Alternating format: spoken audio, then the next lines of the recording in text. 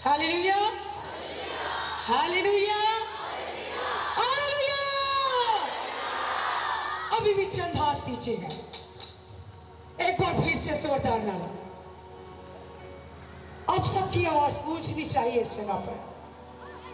Hallelujah, praise the lord. मसीह में आप सबको सलाम। आज शाम खुश है? आइए अपने हाथों को लहरा कर बताइए आज शाम आप कितना खुश हैं। Praise to Jesus. मेरा ईमान है कि आपने वर्शिप के वसीला से कसरत की बरकत को नसीब किया है। आमीन। आइए सभी बैठ जाइए। Praise hallelujah.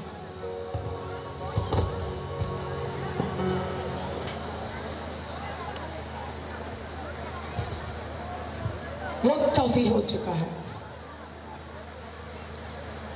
हम खुदा की जिंदा बख्श आवाज की तरफ चलेंगे और उसकी आवाज जो आज खुदा की तरफ से है, ये कलाम जो आज मैं आप लोगों के साथ शेयर करने को हूं, ये खुदा की तरफ से है।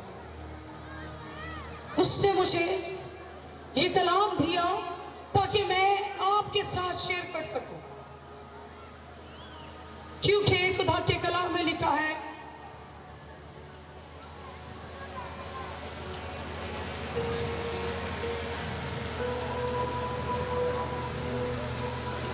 खुदा के पाक कलाम ने लिखा है इब्रानियों 3:1 में, बस ए पाक भाइयों, तुम जो सब आसमानी बुलावे में शरीक हो। आमीन। बस ए भाइयों, तुम जो सब आसमानी बुलावे में, सभी बोलेंगे आसमानी बुलावे में शरीक हो।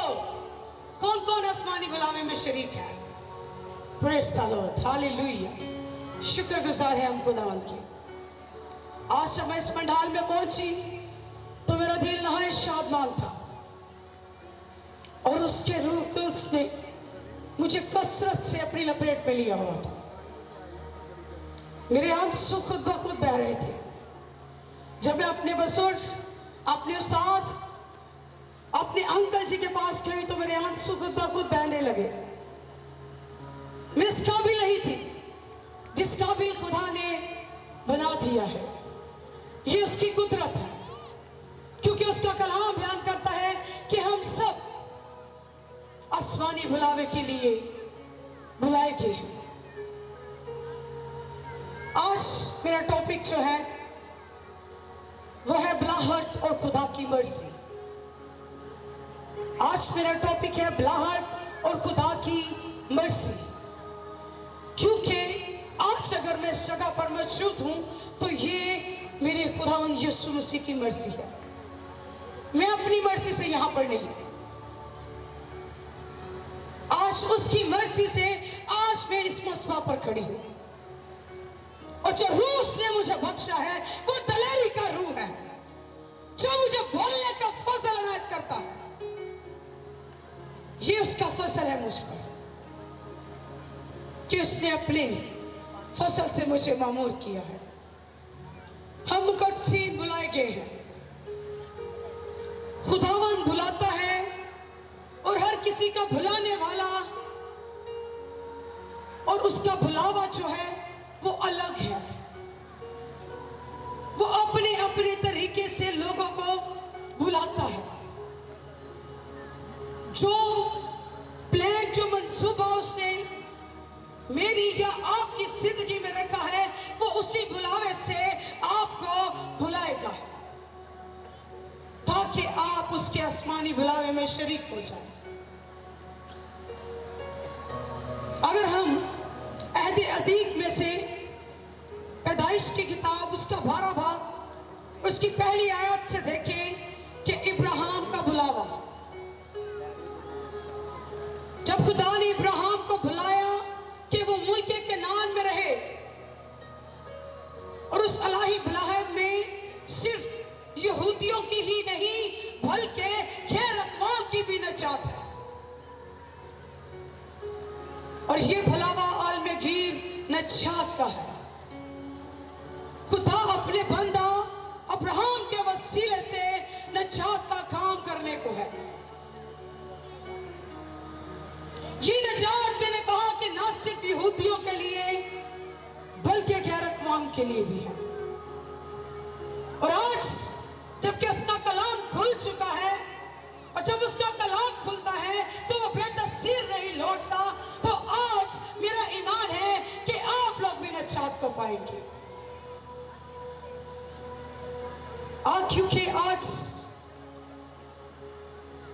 खुदा अपने लोगों को बुलाता है ताकि वो मेरे और आप सबके वसीला से नजात का काम करे। खुदा ने इब्राहिम से कहा कि तू अपने वतन, अपने नातेदार, अपने रिश्तेदार, अपने बाप के खानदान से दूर चला जा। खुदा ने उससे कहा कि तू वहां से दूर चला जा, इस घर से निकलकर उस मुल्क में जा जहां मैं तुझे भेजता हूं। अगर खुदा उसको अपने रिश्तेदारों से, बाप के घर से निकाल रहा था और कह रहा था कि तू इस जगह से उस मुल्क में चला जा, तो उसके साथ खुदा का एक वादा भी था। खुदा का उसके साथ एक वादा था, और वादा यह था कि मैं तुझे एक बड़ी कौम बनाऊंगा और बरकत दूंगा और तेरा नाम सरफराज करूंगा, सो तू 22 से बरकत होगा। और इसके कलाम में लिखा है कि लोग जो तुझे मुबारक कहेंगे उनको मैं बरकत दूंगा, जो तुझ पर लानत करेंगे मैं उस पर लानत करूंगा, और जमीन के सब कबीले तेरे वसीला से नजात पाएंगे। खुदा का इतना बड़ा वादा अपने बंदा के साथ था। उससे कहा कि जो तुझ पर लानत करेगा मैं उस पर लानत करूंगा, अगर कोई तुझे बरकत देगा तो मैं उसको बरकत दूंगा, क्योंकि खुदा अपने बंदा के साथ था। सो इब्राहिम खुदावंद के कहने पर चल पड़ा। खुदा ने उसकी बात को माना, उसने खुदा की बात को माना और उस पर कायम रहा। हम आजकल क्या करते हैं? खुदा हमसे बात करता है, खुदा हमसे बोलता है, खुदा हमें कहता है कि तू आज मेरी खिदमत कर, मेरे कलाम को फैला, तो मैं तुझे सरफराज करूंगा, मैं तुझे बरकत दूंगा, मैं तेरी नस्लों को बढ़ाऊंगा। हम खुदा के वादों को याद रखते हैं, लेकिन खुदा के काम को भूल जाते हैं। और बात भी कहते हैं खुदा ने तो साढ़े ने वादा किया सी, आज जो वादा किए गया मैं तो अभी वैसे का वैसा हूं, मैं तो मस्जिद और नीचे चला गया हूं, क्योंकि हम पूरी बात पर अमल नहीं करते, पूरी बात को सुनते नहीं। अगर वो चुनता है, अगर वो बुलाता है, उसके बुलाने का मकसद है और वो अपना काम सौंपता है, तो उसके वसीला से वो उसका वादा भी हमारे साथ रहता है। लेकिन हम वादे को याद रखते हैं और खिदमत के काम को भूल जाते हैं। कुछ लोगों से तो मैंने सुना कि नहीं जी अल्लाह साड़ा वक्त नहीं, खुदा वक्त नहीं देखता, खुदा उम्र नहीं देखता, ना वो ये चाहता है कि ये बच्चा है ये कुछ नहीं कर सकता। उससे कहा कि जब तू बोलेगा, तू नहीं बल्कि तुझ में मेरा रूह बोलेगा, तो वहां पर बच्चे बड़े बुजुर्ग की कोई बात ही नहीं, क्योंकि जिसके साथ खुदा होता है और वो उस पर अपना फसल अनायत करता है, उसको बोलने की दलेरी देता है। और हमें चाहिए कि अगर हम इब्राहिम की तरह बुलाए गए हैं, तो हमें भी अपने वादों को ही नहीं बल्कि अपनी खिदमत को भी देखना है। अगर उसने हमें कहा है कि अपने घर से चला जा, अपने नातेदारों को, रिश्तेदारों को छोड़ दे और उस मुल्क में जा, तो हमारा काम है कि हमें छोड़ छाड़ कर उस मुल्क में चले जाए, उस जगह पर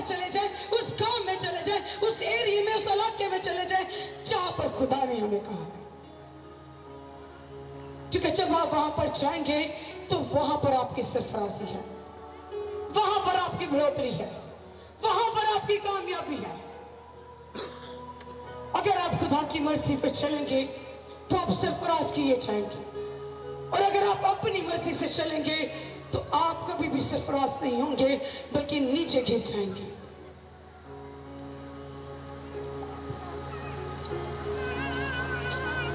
इसी तरह एक और बुलावे के बारे में हम जानेंगे। खुदा मूसा को बुलाता है,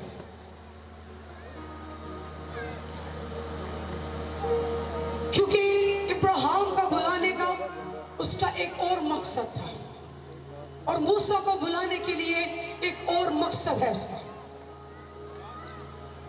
खुदा ऐसे ही मूसा को बुलाता है। हम खुरूज 3 बाब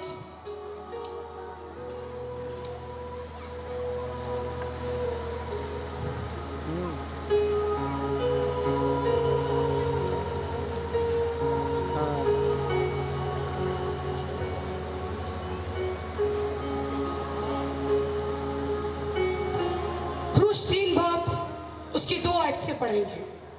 यह लिखे, और खुदा उनका फरिश्ता एक झाड़ी में से आग के शोले में उस पर साहिर हुआ।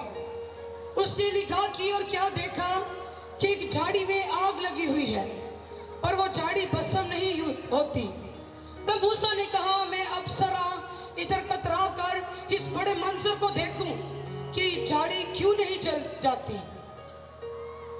तब खुदावन ने देखा, और वो देखने को कतरा कर आ रहा है।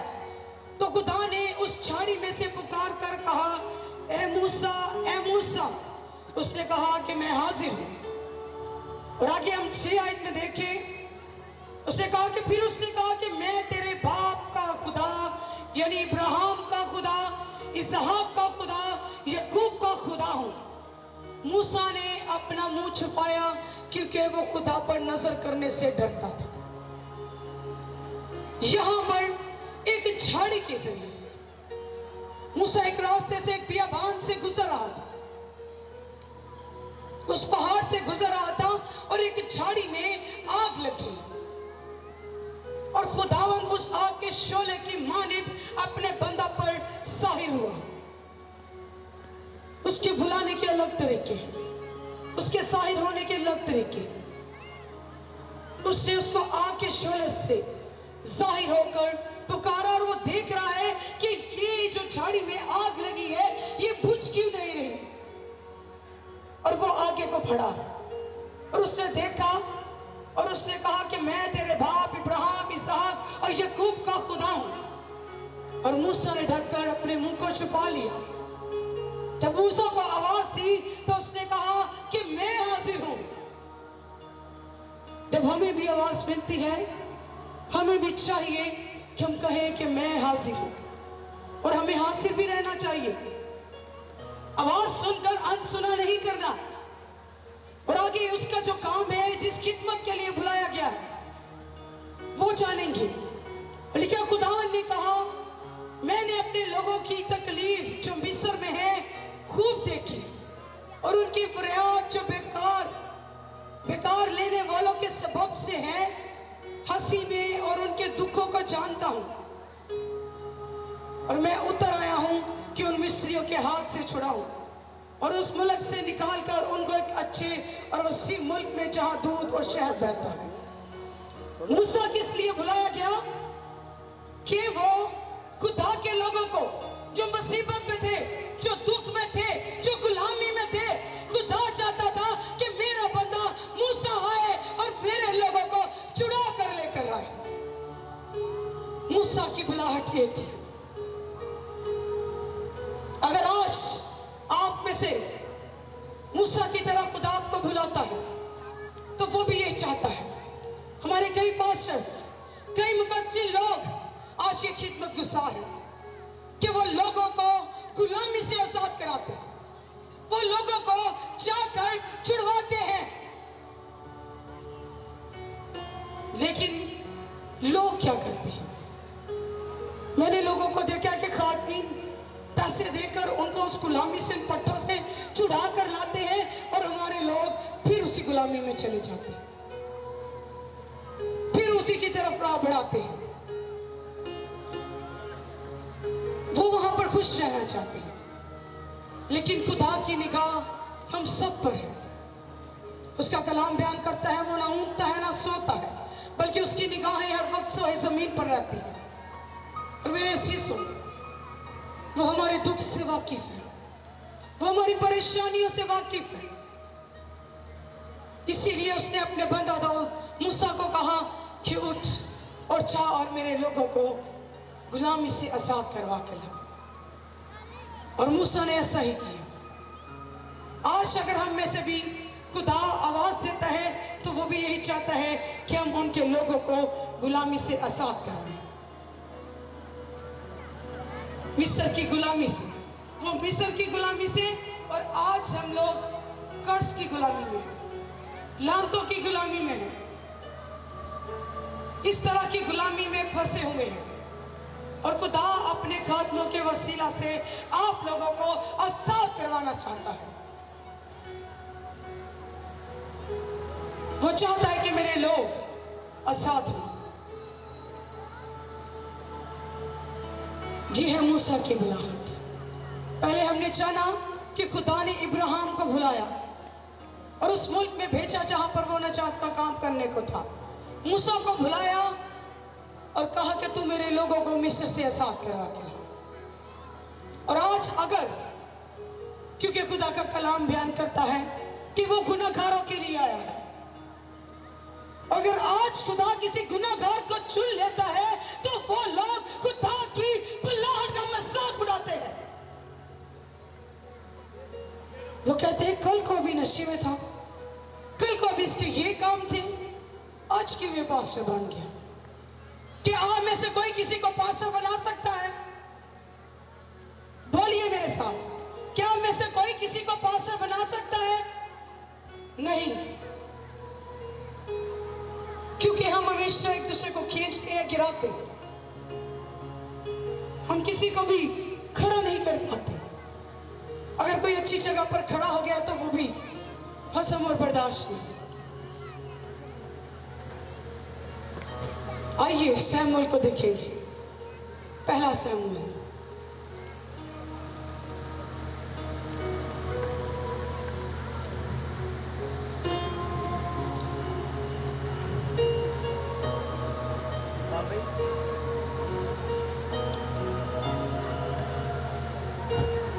सोलह भाग। और खुदावंद ने सैमुएल से कहा कि तू कब तक साउल के लिए गम खाता रहेगा, जिस हाल में कि मैंने उससे बनी इस्राएल का बादशाह होने से रद्द कर दिया है। और उससे कहा कि तू अपने सींग में तेल भर और जा, मैं तुझे बैतलहम यसी के पास भेजता हूं, क्योंकि मैंने उसके बेटों में से एक को अपनी तरफ से बादशाह चुना है। आमीन। आज भी खुदावंद ऐसा करता है, आज भी खुदावंद ऐसा करता है मेरे शिशु, क्योंकि खुदा ने हमें नाम लेकर बुलाया है। वो तब से हमें जानता था जब हम बेऐब माता की सूरत में थे, तब से वो हमारे ख्यालों को, हमारी रविशों से वाकिफ खुदा है। हम शायद उतना अपने बारे में नहीं जानते जितना हमारा बाप हमारे बारे में जानता है। और उसने कहा कि तू गम ना खा, बल्कि जा, मैंने वहां पर उनके बेटों में से एक की तरफ निगाह की है और उसको बादशाह होने के लिए चुन लिया है। और शमूएल ने कहा कि मैं क्यों कर जाऊं, अगर साउल सुन लेगा तो वो मुझे मार ही डालेगा।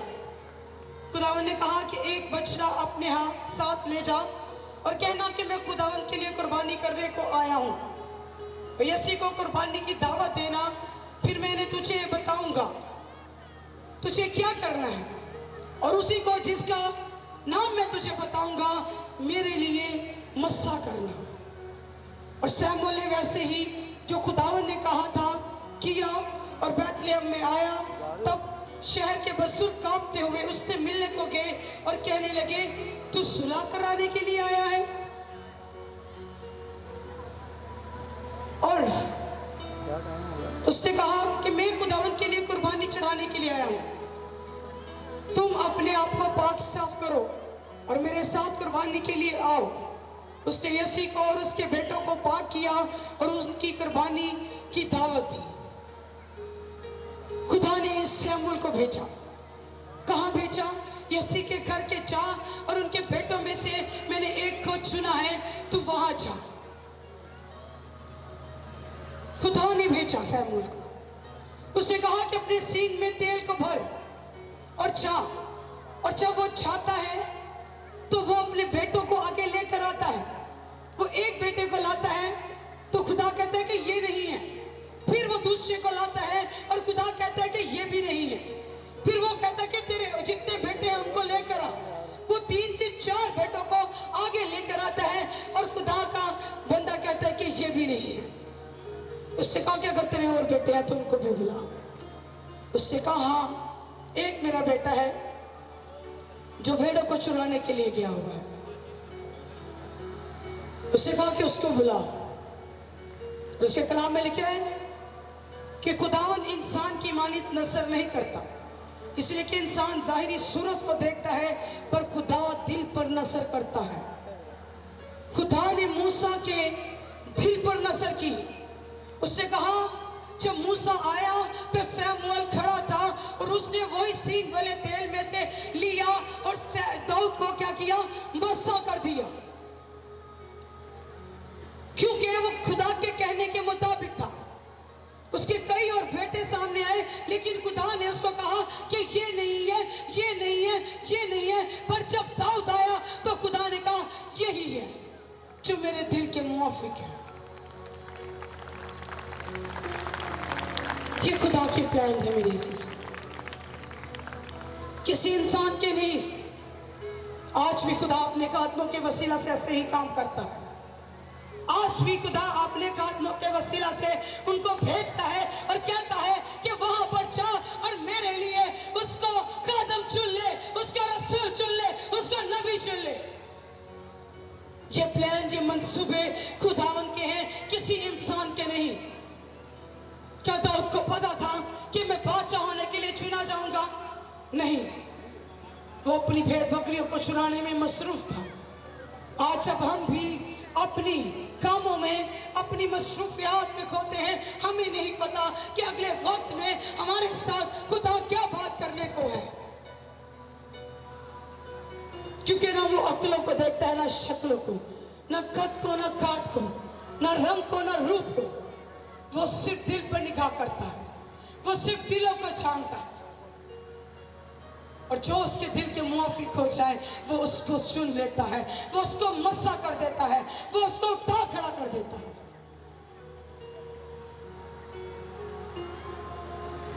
इसी तरह खुदा ने हम पे भी यही फजल किया,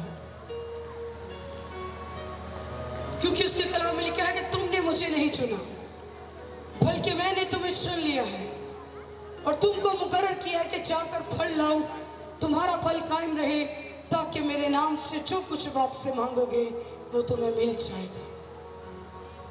खुदा के हम चुने हुए लोग हैं। खुदा हमें चुनता है। हम तो बुरी सोचों की तरफ है, बुरे ख्यालों को, बुरे कामों को चुनना पसंद करते हैं, लेकिन खुदा हमें चुनता है, वो हमें कायम करता है। ये उसका फजल है, ये उसका रहम है, ये उसका करम है। आइए, अगर वो हमें चुनता है तो वो हमें क्या बनाता है? इफिसियों 4 भाग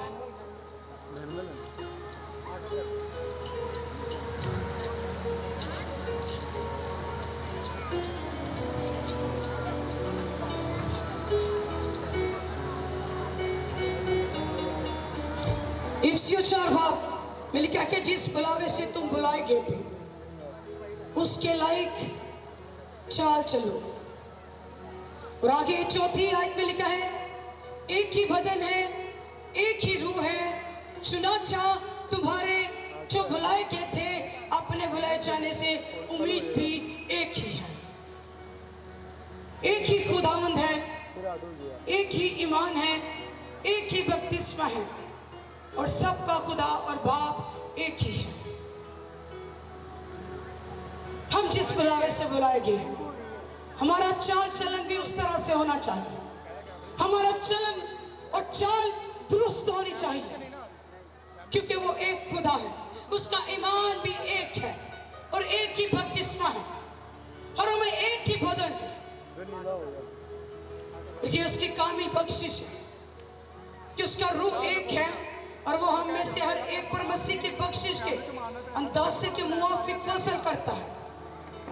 और जब वो फजल करता है तो वो किसी को, लिखा है 11 आयत में, उसने बाज को रसूल, बाज को नबी, बाज को मुबश्शिरा और बाज को चरवाहा और उस्ताद बनाकर दे दिया, ताकि मुकद्दसी लोग कामिल बने और खिदमत गुजारी का काम किया जाए और मसीह का बदन तरक्की करे। आमीन। किसका बदन तरक्की करे? मसीह का। आज हमें से बाज चरवाहे, बाज उस्ताद है, बाज रसूल है, बाज नबी है, मुबश्शिरा है। और ये खुदावंद का फजल है, ये उसकी बख्शिश है कि उसने हमें इस काबिल बनाया। मैं लोगों की स्टेटमेंट सुनती हूँ, लोग कहते हैं कि जी बसपा पर औरत को बोलने का कोई हक नहीं, औरत एक खातमा नहीं हो सकती, वो एक नबी एक रसूल नहीं हो सकती। मैं जानती हूँ कि वो कलाम से नावाकिफ है, उन्होंने कलाम को सही तरीके से जाना ही नहीं, उन्होंने कलाम को सही तरीके से पढ़ा ही नहीं है। अगर पढ़ते तो वो जानते कि दबूरा एक नबी थी, एक नबिया थी वो। अगर कलाम मुकद्दस गलत होता तो आज हम यहां पर ना होते। खुदा ने हर एक को हर एक कामिल बख्शिश से इनायत किया है, चाहे वो मर्द है चाहे वो औरत है। उससे कहा कि मैंने कुछ को उस्ताद बना दिया। उसने मेरा ख्याल नहीं कि कुछ को, उसने सभी को उस्ताद बना दिया है। जाने कि उसने कहा कि बस तुम मेरी अंजील की मुनादी कि सारी खलकत में जाकर मुनादी करो। जब हम मुनादी करते हैं तो हम उस्ताद बन जाते हैं, हम एक टीचर बन जाते हैं। एक टीचर ही प्रीच कर सकता है, एक टीचर ही यहां पर खड़ा होकर बोल सकता है। खुदा नहीं देखता कि ये पढ़ा लिखा है, ये अनपढ़ है, ये कुछ नहीं जानता। वो उस बख्शिश को देखकर अपने लोगों को, अपने मुकद्दसिनों को उस्ताद बनाकर खड़ा कर देता है।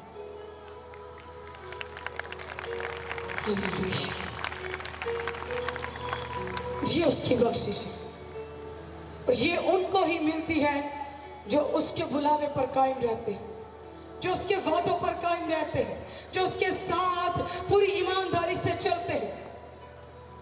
जिस बुलावे से बुलाए गए हैं उसी तरीके से हमारा चाल चलन होना चाहिए। आज हम देखेंगे कि अगर हम बुलाए गए हैं, अगर हम चुने गए हैं, तो खुदा की बुलाहट और खुदा की मर्जी को हमने किस तरह पूरा करना है। मेरे साथ निकालिए दूसरा पत्रस,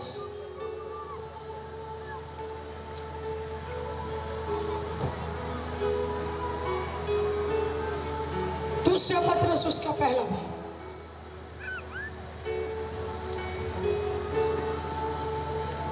यहां पर लिखा है कि शिमौन पत्रस की तरह से, जो यीशु मसीह का बंदा और रसूल है, शिमौन पत्रस की तरफ से जो खुदा का बंदा और रसूल है। शिमौन पत्रस को रसूल का लक़ब मिला है। ये वही पत्रस है जिसने 3 बार खुदा का इनकार किया था और उसके जी उठने के बाद उस पर खुदा का फैसला हुआ। जब खुदा अपने वादे के मुताबिक उसने कहा कि मैं चाहता हूं और तुम्हारे लिए मददगार भेजूंगा, और यही पतरस उस बलाखाना में 120 की जमात में मौजूद था और उस को उसका मुंतसर था। वहां पर लिखा कि जब रूह कुदस नाजिल हुआ तो उन्होंने कुव्वत पाई, कुव्वत लबास पहना। ये वही पतरस है जिसके पहली बार कलाम सुनाने से 3000 लोगों ने नजात को पाया था। ये वही पतरस है जिसको खुदा ने रसूल होने का लक़ब दिया। और लिखा कि उन लोगों के नाम जिन्होंने हमारे खुदा और मनज्जी यीशु मसीह की रास्तबाजी में हमारा सब कीमती ईमान पाया है। कीमती चीज, हमें बड़ा शौक है, हमें कीमती चीजें हमारे पास होनी चाहिए। ये कोई कीमती घर या गाड़ी या बंगला या रुपया पैसा या शोहरत नहीं है। उन्होंने कहा कि रास्तबाजी के वसीला से ऐसा कीमती ईमान पाया है, ये उन लोगों के लिए है।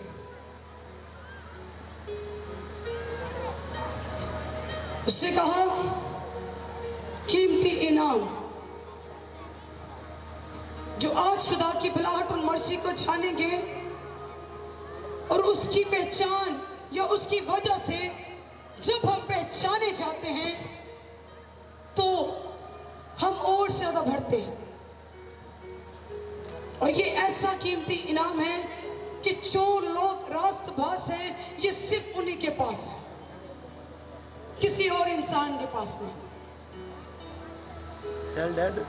और आगे लिखा है खुदा और हमारे खुदा यीशु की पहचान के सबब से फजल और इत्मीनान तुम्हें ज्यादा होता रहे। खुदावंद यीशु की पहचान के सबब से फजल और इत्मीनान तुम पर ज्यादा होता रहे। जब हम लोग यीशु को पहचान लेते हैं या हम उसकी पहचान से जाने जाते हैं तो ये उसका फजल है और उसका इत्मीनान है जो हम लोगों पर ज्यादा होता जाता है, ये उसकी पहचान के सबब से। खुदा को जब हम पहचानते हैं ये उसकी पहचान के सबब से है मेरे चीजों। जब हम मसीह की पहचान में बढ़ते हैं तो उसका फजल और इत्मीनान हम में बढ़ता जाता है। और ये सिर्फ फजल और इत्मीनान तब बढ़ता है जब हम मसीह की पहचान में बढ़ते हैं। किसी इंसान की पहचान से फजल और इत्मीनान नहीं मिलता, सिर्फ मसीह की पहचान से। तीसरी वर्ष में लिखा है क्योंकि उसकी अल्लाही कुदरत ने वो सब चीजें जो जिंदगी और दीनदारी के मुतालिक है हमें उसकी पहचान के वसीला से अनायत की, जिसने हमको अपने खास जलाल और नेकी के जरिए से बुलाया है। अल्लाही कुदरत वो चीजें जब हम यीशु की पहचान में आगे बढ़ते हैं, हम ईमानदारों की जब मसीह के साथ पहचान हो जाती है तो जिंदगी में जितनी भी चीजें बरकरार हैं वो हमें मिल जाती है। इसीलिए उसने हमको अपने खास जलाल और नेकी के जरिए से बुलाया है। उसने इसीलिए बुलाया कि वो हमारे बदनों से अपने जलाल को जाहिर करे। ये जो हमारे बदन है ये यीशु मसीह के जलाल को जाहिर करते हैं। जब हम गाते हैं, जब हम बचाते हैं, जब दुआ करते हैं, जब हम बोलते हैं तो इन बदनों से मसीह का जलाल जाहिर होता है। और उसने कहा और नेकी के जरिए बुलाएंगे। जलाल तो जाहिर होता है और हमें नेकी के लिए भी बुलाया गया है कि हम नेक तरीके से चले, हम नेक काम करें, नेक रास्तों को अपनाएं।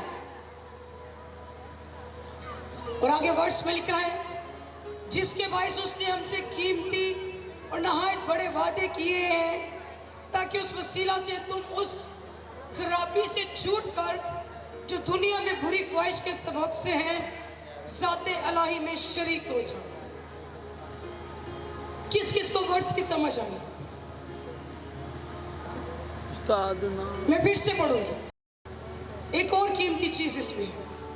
उसे कहा कि जिसके सबब से उसने हमसे कीमती और नहायत बड़े वादे किए हैं, ताकि उसके वसीला से तुम उस खराबी से छूटकर जो दुनिया में बुरी ख्वाहिश के सबब से है, ज़ात इलाही में शरीक हो जाओ। उसने हमको बुलाया और उसके बुलाने के साथ उसके कीमती वादे भी हैं। जैसे हमने पहले जाना कि खुदा जब इब्राहिम को बुलाया तो उसके साथ बड़ा खूबसूरत वादा भी था कि तू यहाँ से चला जा तो मैं तुझे बढ़ाऊंगा, मैं तुझे सरफराज करूंगा। इसी तरह अगर वो हमें बुलाता है, अगर हम उसकी मर्जी पर चलते हैं, तो हमारे साथ भी उसके कीमती वादे मौजूद हैं। और वो चाहता है कि हम बुराई से छूट जाएं, बुरी ख्वाहिशों से छूट जाएं और मसीह की अल्लाही साथ में शरीक हो जाए। वो चाहता है हर एक जिंदगी से, हर एक मुकद्दसीन से, हर एक ईमानदार से वो बुरी सोबतों को छोड़ दे, बुरी ख्वाहिशों को छोड़ दे, बुरे कामों को छोड़ दे। वो काम जो हमें खुदा की कुर्बत से दूर करते हैं, वो काम जो उसकी रफ़ाकत से हमें दूर करते हैं, वो काम जो खुदा को पसंद नहीं, हमें वो नहीं करने चाहिए। और वो चाहता है कि इन सभी कामों को छोड़कर तुम सभी मेरी इलाही साथ में शरीक हो जाओ। अगली वर्ष बस इसी बाइस तुम अपनी तरफ से कमाल कोशिश करके अपने ईमान पर नेकी और नेकी पर माफरत और माफरत पर परहेजगारी,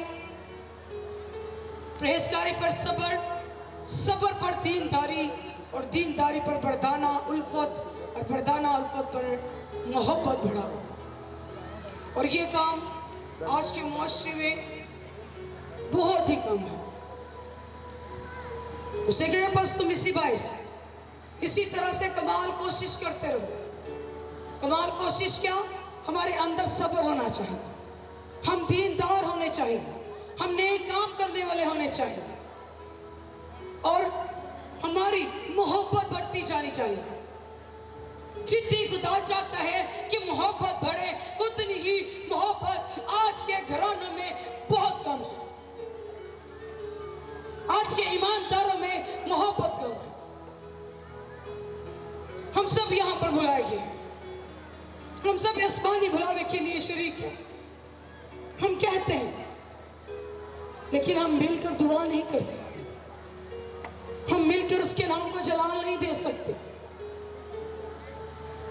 कहने को खुदा का काम है, लेकिन दिल में नफरत, दिल में बिदअतें, बुराइयां, झूठ,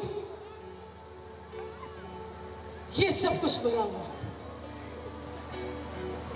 लेकिन वो चाहता है कि अगर तुम बुलाए गए हो, अगर हम बुलाए गए हैं और हम खुदा की मर्जी पर हैं, तो हमारे अंदर मसीह की मोहब्बत होनी चाहिए। उसने दुनिया से ऐसी मोहब्बत रखी कि उसने अपना इकलौता बेटा बख्श दिया है। और आज हम उस मोहब्बत को ठुकरा देते हैं, उस मोहब्बत को खत्म कर देते हैं, उस मोहब्बत को पीछे फेंक देते हैं। लेकिन क्योंकि अगर ये बातें तुम में मौजूद हो और ज्यादा भी होती जाए, तो तुम जो खुदावंद हमारे यीशु मसीह की पहचान में बेकार और बेफल ना होने देंगी, और जिसमें ये बातें ना हो वो अंधा है और वो कोतास नसर और अपने पहले गुनाहों के धो जाने को भूल बैठा है। उसने कहा कि अगर तुम में परहेजगारी, सब्र, मोहब्बत, दीनदारी, ईमानदारी अगर तो ज्यादा है तो अच्छा है, अगर कम है तो फिर तू भूल चुका है, अपने गुनाहों को भूल चुका है, अपनी तौबा को भूल चुका है, तू अंधा हो चुका है, तू आंखें रखते हुए भी नहीं देखता कि तू क्या कर रहा है। हम जानते हुए भी अनजान बन जाते हैं। रास्ता हमारे लिए बेहतर नहीं, हम फिर भी वहीं पर जाना पसंद करेंगे, हम फिर भी उसी रास्ते को पसंद करेंगे जहां से हमें बरकत नहीं मिलती।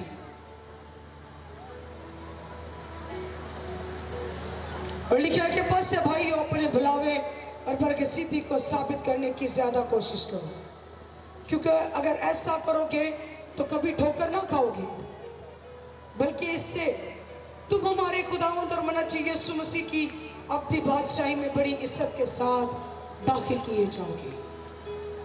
आमीन। उसने कहा कि अपने बुलावे में बरकसीती को साबित करो। अगर हम बुलाए गए हैं तो सबसे क्वेश्चन है, उसके कलाम में लिखा है, अगर हम बुलाए गए हैं तो हमें किसकी मानिद होना चाहिए? सभी बोलेंगे किसकी मानिद होना चाहिए? यीशु की मानिद या फरा की मानिद या किसी और खादिम की मानिद? यीशु की मानिद। उसे कहा कि अपना मिजाज वैसा रखो जैसे मसीह यीशु का था। और आज हमारा मिजाज टीवी चैनल्स पर देखे हुए खादमों की तरह है। हम फॉलो करते हैं खादमों को, हम मसीह को फॉलो नहीं करते बल्कि हम खादमों को फॉलो करते हैं। हम मसीह की कॉल को सुन नहीं रहे बल्कि हम खादम की आवाज पर कायम हो रहे हैं। जरूर खादम ने वसीला बनाया है, जरूर खुदा खादमों के वसीला से काम करता है, लेकिन हर एक की कॉलिंग अलग है। हमें कलाम से अपने बुलावे को जानना है, कलाम से अपने किरदार को मैच करना है, कलाम के वसीला से अपने चाल चलन को दुरुस्त करना है। और जब हम कलाम के वसीला से कायम रहेंगे तो हम बढ़ेंगे, हम फलदार होंगे। कभी भी फिर खुदा अपने लोगों को शर्मिंदा नहीं होने देता। उसने कहा कैसा ही करो कि तू कभी ठोकर ना खाएगा, बल्कि खुदा मसीह यीशु की अपनी बादशाही में बड़ी इज्जत के साथ दाखिल किए जाओगे। वो चाहता है कि हर एक शख्स, हर एक खादिम, हर एक खादमा, हर एक घराना, हर एक बुजुर्ग, हर एक को वो चाहता है कि बड़ी इज्जत से मेरी बादशाही में आए। लेकिन चाहिए कि हम खुदा के बुलावे पे गौर करें, हम उसकी मर्जी को जानें कि उसकी मर्जी हमारी जिंदगी में क्या है, उसकी कॉलिंग हमारी जिंदगी में क्या है, उसने किस कॉलिंग के वजह से हमें चुना है, हमें ब्लेस किया है, हमें मसा करके अपने मसबा पर खड़ा किया है। हमें इसको जानने की जरूरत है। हमें दूसरों को कॉपी करनी नहीं चाहिए। हमें कलाम में मुकद्दस के मुताबिक अपनी मेरे असीसों जिंदगी गुजारनी है। जिस बुलावे से बुलाए गए हैं उसको जानिए कि खुदा ने अगर हमें बुलाया है, अगर हमें चुना है, तो खुदा हमें बता, हमसे बात कर, हमसे गुफ्तगू कर, हम पर अपने निशानों को जाहिर कर। अगर वो मूसा को झाड़ी के जरिए से जाहिर हो सकता है तो वो आपकी जिंदगी में भी इसी तरह के निशानात को जाहिर करेगा। वो आपसे भी बात करेगा और वो चाहता है हर एक जिंदगी से बात करना। तो मेरी असीसों, आज समय चाहिए कि हम अपने बुलावे पर गौर करें। और मेरा एक छोटा सा पैगाम है, खादिम चाहे छोटा हो या बड़ा हो, खादिम खुदा की तरफ से है। हमें उसकी रिस्पेक्ट करनी चाहिए, हमें उसकी इज्जत करनी चाहिए, ऑनर करनी चाहिए। अगर आप खादिम की ऑनर करते हैं तो आप अपने मसीह यीशु की ऑनर करते हैं। अगर आप खादिम को बुरा भला कहते हैं, बुरा बोलते हैं, तो आप सोचें कि आप खुदा को रद्द करते हैं अपनी जिंदगी से। आमीन, आमीन। खुदा आपको इस कलाम के वसीला से बरकत दे।